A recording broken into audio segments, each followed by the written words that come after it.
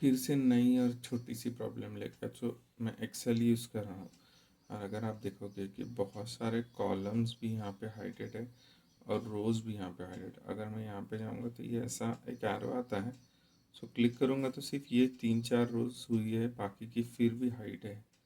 तो इसको ईजिली कैसे करना है, you just have to go here, ये छोटा सा एरो दिख रहा है, इस पर क्लिक करो, फिर राइट क्लिक करो और फिर बाद में जाके यहाँ पे अनहाइड करो। देखो ये कॉलम हाइडेड था, ये वापस आ गया।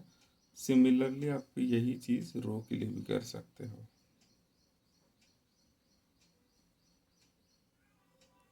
अभी रोज वाला करके दिखाता हूँ। देखो सारी रोज आ गई है।